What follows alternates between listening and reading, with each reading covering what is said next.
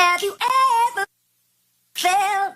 Are you listening? Shut up and sit down.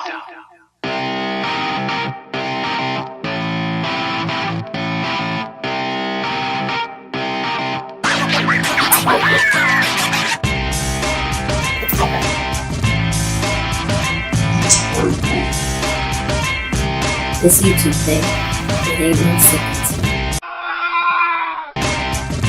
Hey YouTube, it's Piper, and I am coming to you with another video, and as you will be able to see, this is not a recap and review of the passage. As you know, the recap and review of the passage usually comes out more towards the end of the week, and that's so that everybody has a chance to catch up on the episode, and then I will recap and review it. And obviously the next one is going to be super huge because it is going to be spanning the 2-hour season finale. So this video, I'm sure by the title, you're probably confused and scratching your head thinking like, what could she possibly have to talk about? I'm not really a social commentary type of channel, and it seems like I have been kind of commenting on some popular things lately, but that's only because they're things that like I can't avoid. So like the Jussie Smollett and Tristan Thompson and Khloe Kardashian and Jordan Woods, all that stuff was actually still in my neck of the woods because it's very diverse. I mean, a lot of people are biracial in that, so actually there was a lot of stuff going on in there. But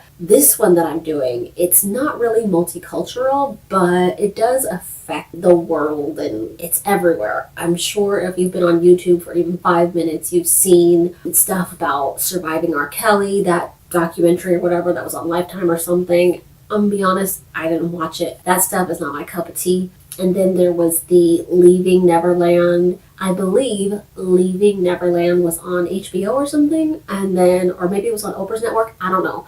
Again, I didn't watch it, but for different reasons than why I didn't watch the R. Kelly thing, even though neither one of those things is up my alley. But I did watch on Netflix. Everybody's been kind of talking about it. It's been circulating probably since January or maybe even a little bit before that, but I didn't know. I just started seeing all this stuff on YouTube about Abducted in Plain Sight, and I thought, what's this about? And everybody kept saying it's on Netflix. So I went on my Netflix and watched it. I was flabbergasted. I was like, this is not up my alley either. But everybody's talking about it, and I decided, well, I wanted to do a little rant because all of these stories kind of have something to do with each other. And I know you're thinking, how in the world does Leaving Neverland and Surviving R. Kelly and Abducted in Plain Sight have anything to do with each other? But they do, because they all include pedophilia on some level. They all include people doing things to younger children that they shouldn't be. They all include like this kind of blanket term of just nastiness, kids being taken advantage of and exploited.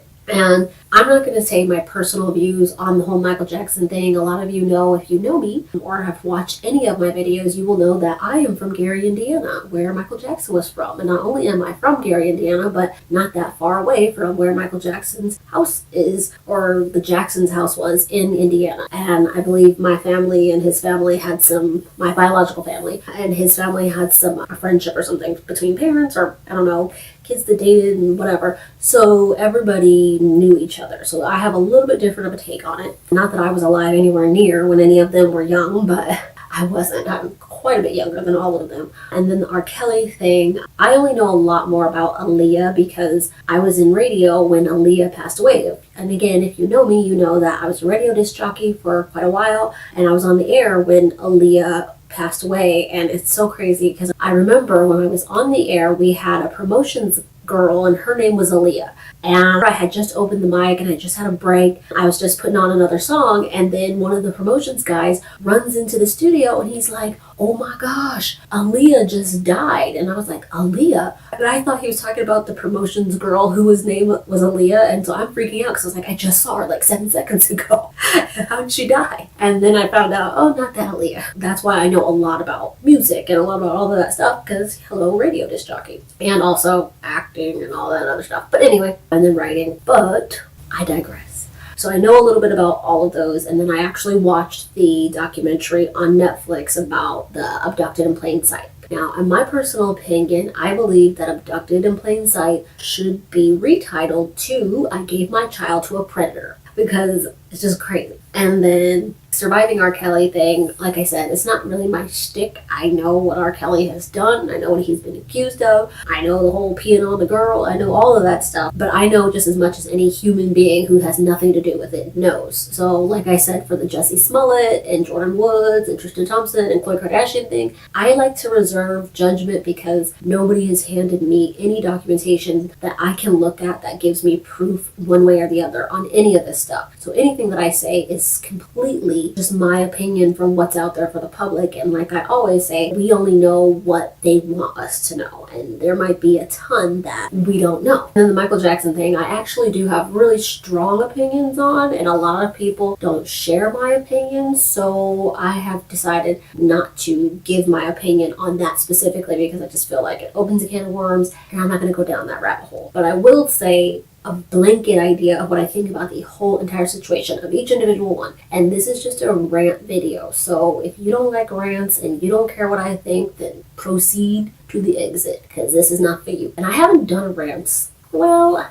they probably could be termed rants, and this is not really like the Pied Rider. This is more like the Pied Life. But my issue with most of these, and I'll start with Leaving Neverland, I guess, and work my way down.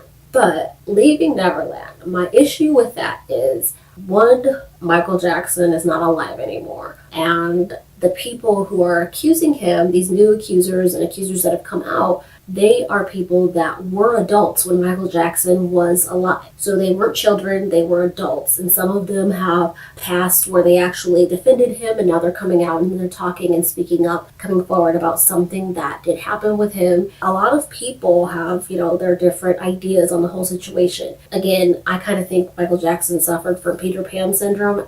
And if you don't know what that is, I will try to put it somewhere here, but look it up if I don't, because it's highly likely I might forget it. So I kind of think he suffered from Peter Pan syndrome or from like some idea of failure to thrive. One of the main issues with the whole Michael Jackson thing is that he's not alive anymore. He was tried and not convicted of the charges that were against him in 2005, and he settled, I guess, in 1993. And if you don't know, I'll try to put in something about it, but I'd say go look it up, and it's really easy to find on the internet what happened in 1993 and what happened with that family. And you know that the dad ended up committing suicide and all of that. So there's just a whole bunch of stuff. And like I said, I wasn't there, and I'm way younger than any of the Jacksons, so I have no idea what their actual personalities are like, life is like. Even if my family had dealings with them, that was well before I came on the scene. So I can't speak from any personal knowledge. All I can say is I do know for a fact that Michael Jackson has children. And I know that there's a great debate on even if those children are his biologically, but whether they're biological or they are adopted or whatever the case may be, they still are his children. And my issue is that Michael Jackson is gone. He can't defend himself. He can't say anything to either help this case or like hurt it on any level. And so, unfortunately, while I think every victim, if something has happened to them, has the right to own it and tell the truth and be honest about it and just really get their story out there, I feel like this is only going to hurt his kids and his remaining family. This is not going to help anything. And his kids had nothing to do with what he allegedly or possibly did or didn't do. They don't know their dad like that. They didn't do it, and they have nothing to do with it. And his brothers and nieces and nephews and mother and any of them, they are not Michael Jackson. And I know some people are like, oh, justice. And so they want justice, and they're willing to go after his whole family to get this justice. But the thing is that all you're going to do is hurt his kids. And you're going to sully their father's name, and you're going to hurt his children, and you're going to hurt his remaining family, and part of me just doesn't agree with that. I think all of these men, whether or not they are telling the truth or not, the fact is that they were adults when Michael Jackson was still alive, and they could have pursued Michael Jackson himself, but they didn't. For whatever reason, they chose to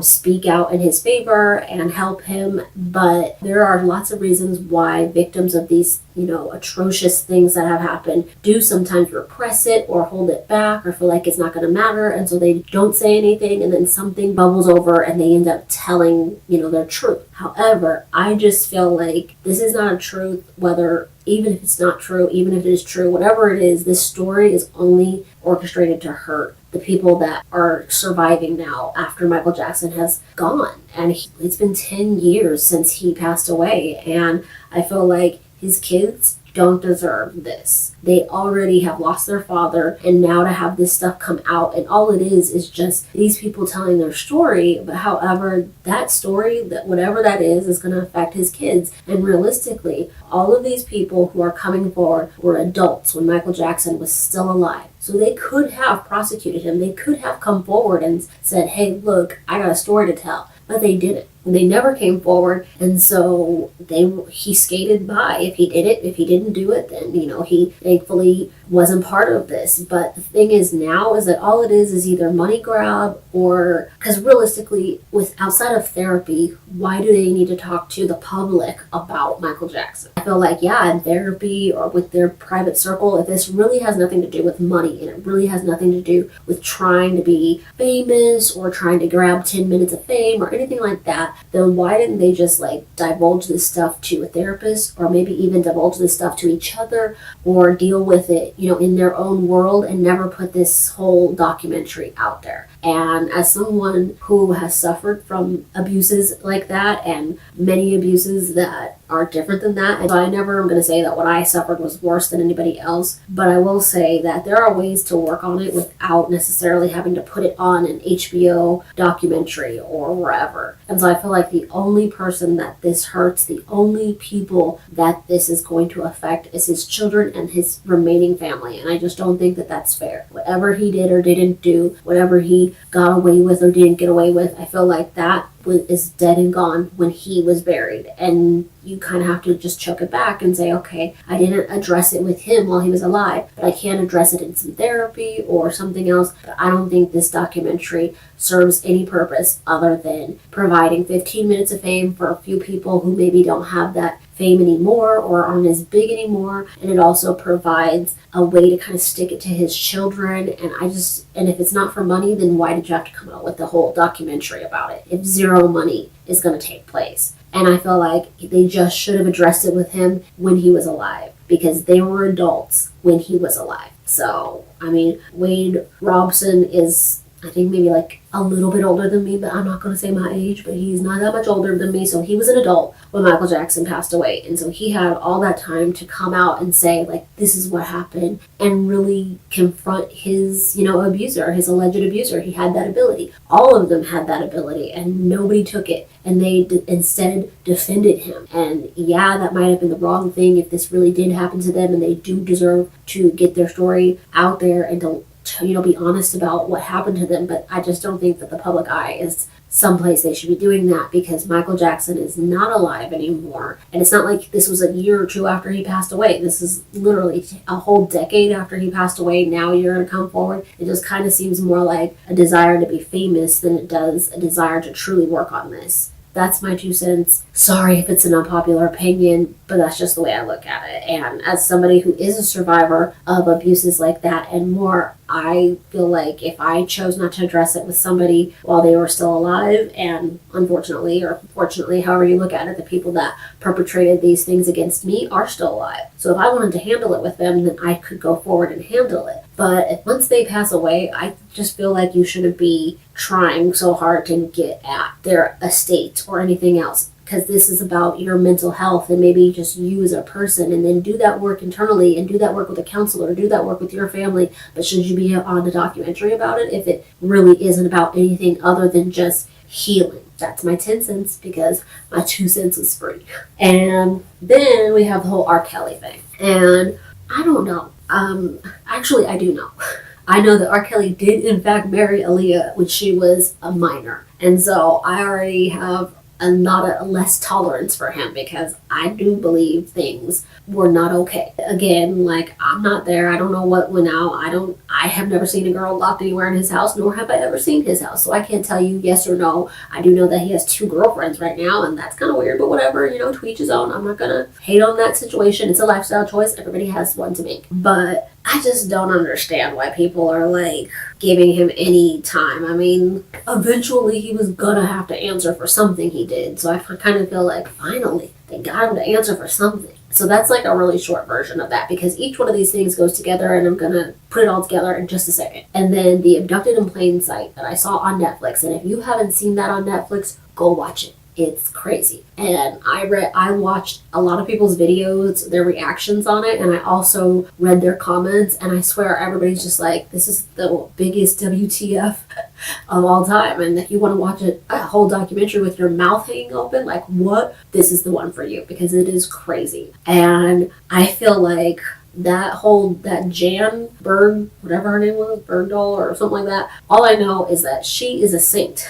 She is a saint. She should have a statue erected in her honor, because I don't know how she has managed to have any relationship with her parents after all of this was said and done. And everybody's like, well, in 1974, the word pedophile wasn't that big. True, it might not have been that big, but I know that Ted Bundy was a word in 1974. I know that serial killers definitely existed. I do know, and if you are in your 30 anything, then you, like me, then you know that I wasn't alive in 1974. I wasn't even a zygote. But I do know that back in the day, and especially in a lot of like minority households, you have that funny uncle, and everybody talks about the one uncle that mysteriously is banished from the family, or you're not allowed to go around him, or if he approaches you at a family dinner or at a family reunion, you're supposed to tell somebody you're not supposed to be alone with this funny uncle, and everybody warns you about them. So even though pedophile may not have been a word that was popular and people didn't know exactly what that exactly meant, or they weren't familiar with that term, they were familiar with terms like funny uncle or pervert. They were very aware of the word pervert because they used it kind of in place of pedophile back in the day. And I have talked to many people who were alive in 1974, and none of them are under any delusion that pedophiles didn't exist. So although the word might not have been that popular, they absolutely knew what they did. They just called them something different. That girl's parents were horrible people, and I feel like I can't really say too much about them, unfortunately, because she's forgiven them, and that is forgiveness that is up to her and her parents and whatever else. Like, that is hers, and I would never want to take that away from somebody who was a victim of such a thing. So I feel like I can't really shade her parents too much, but I will side-eye them a lot, because I feel like those parents should never have been allowed to have kids. I think the moment that the FBI was involved and they got that statement that they signed that said that, oh, they forgot that they did let him take her and she wasn't abducted, whatever else it said, and I'm just paraphrasing, but I feel like the FBI should have just taken their kids out of their custody because they make poor decisions. And even the FBI guy in the documentary was fed up with their decisions. You could tell he was kind of like, I don't know why they did this.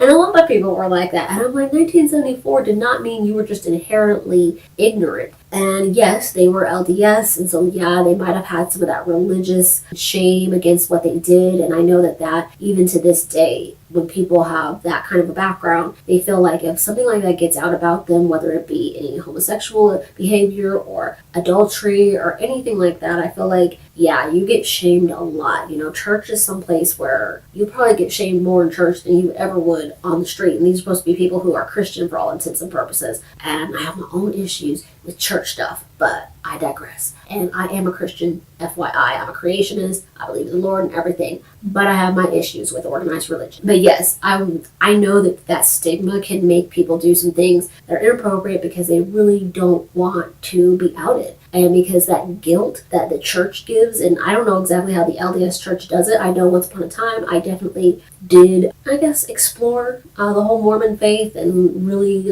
went to everything and went to people's wards and really got in touch with the Mormon faith. And I absolutely was like, oh, this is great. When I was on my, finding myself mission in the life, I tried Buddhism, I tried being Mormon, I tried every religion. So I have a lot of knowledge about a lot of different things. But personally, I think that at some point in time, as a parent, you have to sit back and think to yourself, okay, I might be shamed by my religious friends or by my church-going friends. They'll never understand who I am. But when your kid is in harm's way, you got to put your pride to the side and your embarrassment and shame or whatever and protect your child. You've been given a child. You've been given this little soul that you are supposed to, mold and teach and protect. And these parents did not protect their child on any level. They let this guy take their kid. And I keep going back to, everybody mentions this in their reviews and recaps on YouTube. And people have talked about, the Abducted in Plain Sight and how they were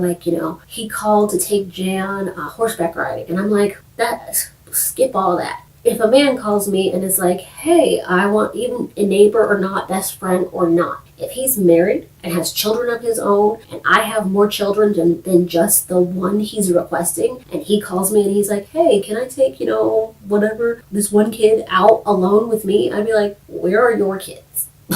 Like they never, in that documentary or whatever it was, I don't know, they never said what gender that Birch told B's kids were. And I'm like, okay, he had like 5 or 3 or whatever. I know they said at one point that there was a friend for each of them, so I'm assuming that they must have had 3 kids, and Jan's family had 3 kids. But all I keep thinking is, why was it okay when he called and asked for just one child, and he didn't mention his wife going, he didn't mention his kids going, he didn't say, oh, I want to take all the kids? Because then I could have understood the parents' behavior if they were like, oh, sure, because he's saying, oh, I'm going to take all the kids. But this grown man with his own family, his own kids, his own wife, calls me and says that he wants to take my one child when I have 2 other children out. I would be like, whoa, whoa, whoa, whoa, stop the camel. Why do you want to take my kid? I would not have been like, sure, here you go. Yeah, go pick her up. I mean, yes, I get it. It was a different time, but there's no excuse for that. That's like craziness. And then there was him saying that he needed to sleep in the same bed as her because his counselor said that was going to help him. And I'm thinking, why did his counselor think that it would be okay for him to go to his neighbor's house and say that and then walk out safely? Most people would have killed the man after he asked to sleep in the bed with their daughter. And the fact that they were like, well, it helps with his counseling. Who cares if it helps with his counseling? He's not my responsibility. Like, his wife needs to deal with it with him, not my family. This is weird. And I know it's like, they're probably religious, so they're thinking, you help your neighbor. But I'm like, oh, no, that is really stretching the whole idea of helping your neighbor. That is unacceptable help of your neighbor. But it is so weird to me that these parents were like, yeah, we let him sleep in the bed with her and we just left. I'm like, so you watch him, climb in bed and get in there with her and snuggle up, and then you guys just, went to bed? Like, where'd you go after that happened? Like, I mean, even if I was dumb enough to let that happen, I can't imagine just walking off and, being somewhere else while he's just in my kid's bed. I stand right there, like, you comfy? If I was stupid enough to do that much. I can't imagine, and I apologize for saying stupid. They were not stupid. They were intelligently impaired. I don't know. Maybe they lived under a rock. I don't know. At the same time, I'm like, wasn't this the same time that a lot of these serial killers were out? I know Ted Bundy's little reign of terror was kind of in that same era, and I know that they were hearing about that on the news, and I know that her dad owned a store, like a shop. So I'm thinking he was subjected to, news and newspapers and stuff like that, and outside influence. So I can't imagine that they never heard how the world was at that time, It's just weird. I'm just really curious how everybody's looking at them and feeling anything but complete disgust with these parents and their behavior. I can't look at them any other way. I've tried to see it differently, but ultimately I'm just like, that doesn't look right to me. Now, all of these things together, I just want to put out there, and like I said, this is a rant, so it's not going to be linear, it's not going to make a whole bunch of sense, and you might not like it, and to that I say, exit stage left. Because my issue with the Michael Jackson thing, with the R. Kelly thing, with Abducted in Plain Sight thing, is everybody is acting like these men need to be held accountable. This Birch Toll needs to be held accountable, R. Kelly needs to be held accountable, Michael Jackson needs to be held accountable, and I have one question for you. Why? Why should they be held accountable? Parents were bringing them kids like it was the thing to do. These girls that are with R. Kelly even right now as his girlfriends are not in the age range that they ever would have been put in. They don't know any R. Kelly music. They don't know You Remind Me of My Jeep. They don't know any of that. R. Kelly is not part of their generation's popular music. So to be like, oh yeah, they're remixed to Ignition, I'm like, these girls would have only known that if their parents listened to that. Or let's say they had an older sibling that's way older. I know one of the girls is 22, 23 or something, and I'm like, R. Kelly wasn't popular then. Why would she know him? She should be more acquainted with people like, I don't know, Soulja Boy or Drake than R. Kelly. It's just weird. I mean, that's just like saying that they're really into Keith Sweat. Well, Keith Sweat hasn't been around in a long time. He's a person and he was popular, but he was he wasn't even necessarily in my generation. He was probably in like my older sister's generation, but I just got exposed to him because I was still like a kid in that realm. But to say that R. Kelly and these girls, I'm like, this means that somebody had to expose them to R. Kelly for them to have any knowledge of anything he does. It just makes no sense to me. And then like people are saying like, oh, I feel so bad for these boys and what Michael Jackson could have possibly done to them. And I'm thinking, these boys had parents, right? They didn't just get in the car and drive themselves over to Neverland, did they? And everybody's like, well, the parents were just, no. There is no human being on this planet, famous or otherwise, who could say to me, hey, I saw your son while I was on stage and I really enjoyed the look of him. I want to be his friend.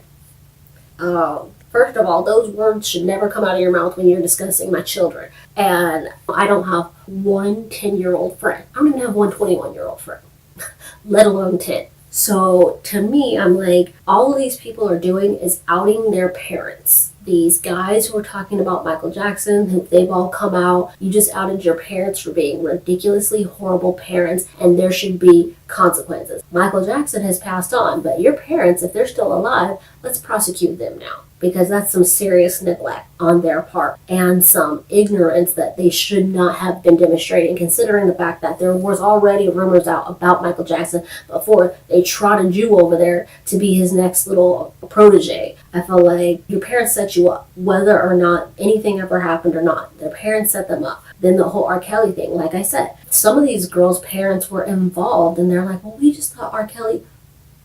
Stop. Why do you trust R. Kelly? Because he's on TV and he's used to be on videos? He has no track record of somebody that I should trust. Before any of these girls was even born, probably, he had already married and divorced Aaliyah at 15 years old. These parents knew exactly what these girls were getting into. I'm sorry, but let's say, okay, who is somebody who is really popular that's out of my generation? Okay, LL Cool J. LL Cool J, I used to like him, Mama said knock you out, all that other stuff. Great guy. Will Smith even is not in my generation, Eazy-E. So let's say that somebody was like right now, somebody was like, hey, LL Cool J, he's a really good guy and he wants to like help you out. Or we think we got a way for him to like help your career off the ground. I'd be like, why? He's not even current right now.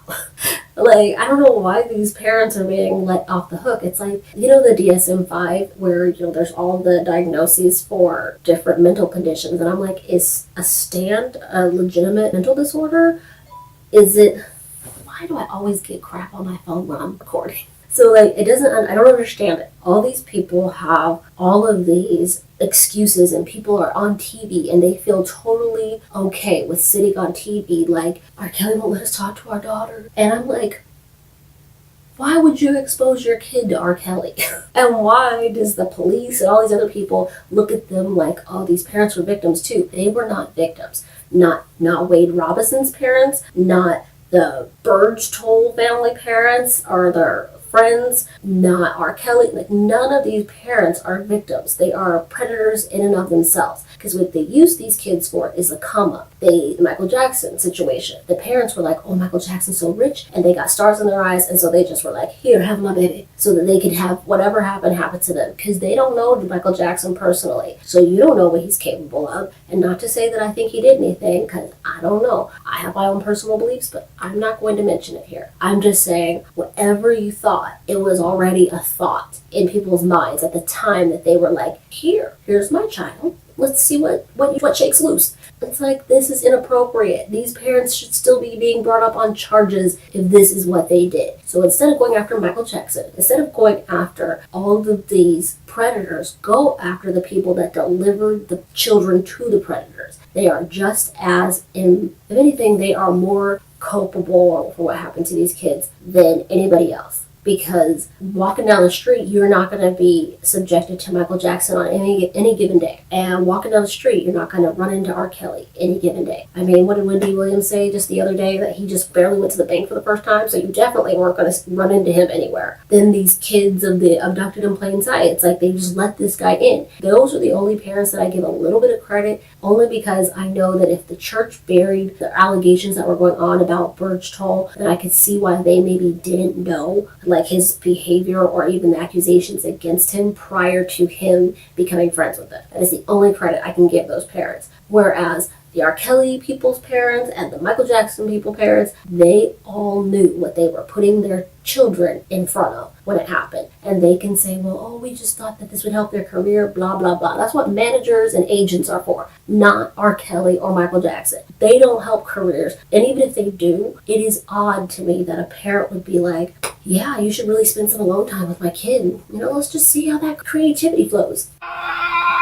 No, that's inappropriate. How do you teach your kid about stranger danger but then take them to Michael Jackson's house or take them to R. Kelly's mansion or, I don't know, wherever his harem lives? Now, if he peed on a girl in the front row of a concert, then yeah, maybe her parents didn't see that coming. But I gotta say, these people who are like 22, 19, like these really young age girls, and they're like, oh yeah, R. Kelly just has all these girls locked in a basement. Well, their parents took them there. Somebody had to take them there. And yes, parents are not always gonna know what their kids are doing. And trust me, I have learned some things about my older daughter that I am not pleased about. But at the end of the day, you have a responsibility to check if you don't know where your kids are. You have a responsibility to go and do the most. And taking your kid, I don't care how cute any celebrity ever has said my kid is, or whatever any celebrity could say, I would never be willing to take them to their house and be like, oh, he's sending us off to the Grand Canyon. You guys go play. Like,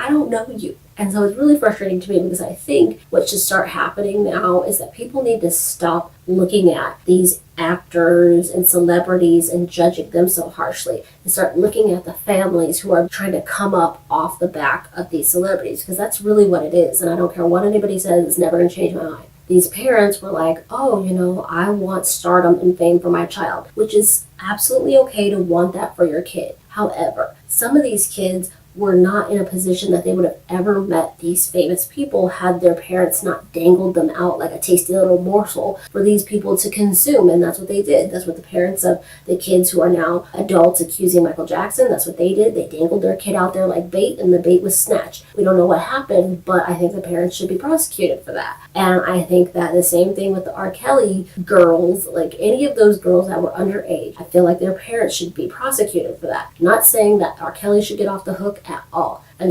not at all. I think that for whatever he did, and I have not ever viewed a sex tape with R. Kelly, and I thank God for that. But if that did happen, then he should absolutely be prosecuted to the full extent of the law, especially if there's these videotapes rolling around, and I'm pretty sure they probably are. But the parents should be in trouble too. They should also be on that sex offender list as well, their parents. And I know people are like, whoa, that's harsh. No, it's not, because their parents are dangerous. What happens if these people have grandchildren and the parents are around their grandchildren? Are they going to be waiting for the next big deal to come around before they hand off their grandchild to a celebrity? You leave your kids to be watched by your parents, and then next thing you know, they're over at, I don't know, Adam Sandler's house or wherever. It's like these parents are like chasing this fame, and they're making poor decisions while doing it. And I feel like they should absolutely be held responsible and accountable for their actions and their part in this. All of the parents, whether it's the Jan's parents, whether it's all the R. Kelly harem parents, whether it's the Wade Robson parents or whatever, and any of the other people who are now coming out with these allegations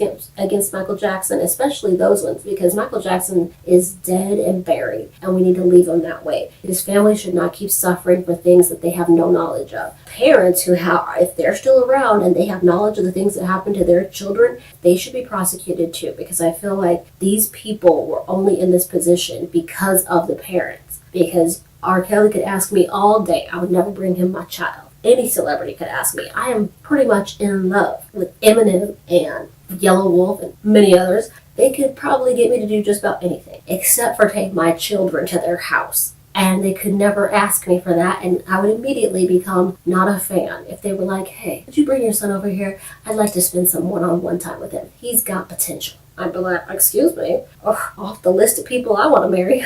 I just don't understand. And I feel like we need to stop looking at these actors and celebrities and things and really face the real problem. It's the parents. Like, yes, these actors and celebrities should be held accountable when they do these certain things. However, they wouldn't be in a position to do this if these parents weren't bringing them their children as like little sacrifices. Like, their kids are like these little sacrificial lambs, and they're like, here, I've got 2 boys. You want my boys? What about this girl? That's not okay. That is my rant, and now that I have done it, I can breathe.